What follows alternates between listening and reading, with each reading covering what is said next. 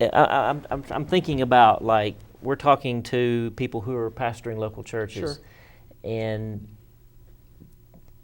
should every church have a healing ministry? I believe so. It's unfortunate that 75 years ago, when the movement of the Holy Spirit that some would call the Pentecostal movement rose up in America, among other places, that for various reasons, and I think certainly there were faults on all sides, the healing ministry got pushed under a tent outside of town. Mm-hmm. It doesn't belong chiefly there for a lot of reasons. Where's the accountability? What do you do with the people who have been helped? Sometimes the visiting evangelist might play off against the local church. The local church might be jealous of the visiting evangelist. It set up a false dichotomy, not unlike a lot of parachurch ministries with the local church. This isn't to say that there isn't a place for itinerant ministers of healing. I am one.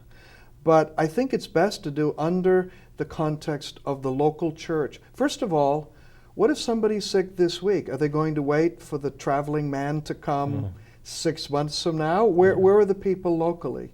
Secondly, there's accountability there in a way that the traveler doesn't always have. Thirdly, it encourages the ministry of the body. It's sad that even in churches that loudly proclaim the present-day move of the Spirit, it's often restricted to the pastor or one or two key people, whereas everybody in the church, to each is given manifestation of the Spirit for the common good. Sometimes the ministry is dramatic. I suppose it would have to be in a short-term evangelistic context, but sometimes the ministry of healing has to play out over a period of time. How better could we do that than in the local church? I also find that in the local church, when people minister to each other, it increases the bonds of love. Right. That's the person who teaches my child in Sunday school. That's the person who prayed for me when I was sick and I got better. We're grateful to the Lord for one another in the local church as each manifests God's gifting in different ways. I think that's the key place. So you would say to a pastor who, in many cases, the pastors are like, well, I really don't have the gift of healing. Right.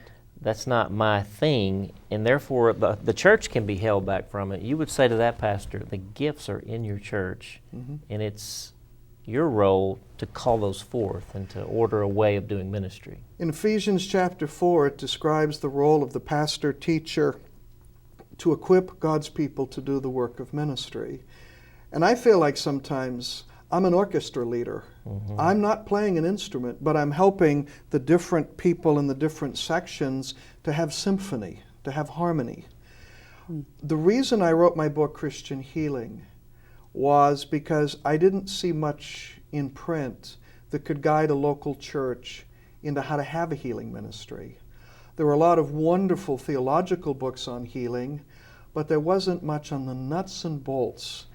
I didn't want it to be formulaic. In other words, follow these 6 steps and you too can have a...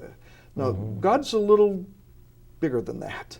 But there are some principles of how to minister in a local church, how to select people for ministry, how to train, how to deploy, how to supervise, that are transferable principles no matter what the ministry is. So I wanted to take those and apply them to what I had learned in helping local congregations have healing ministries. I think it's doable, even if the pastor does not particularly have this gift.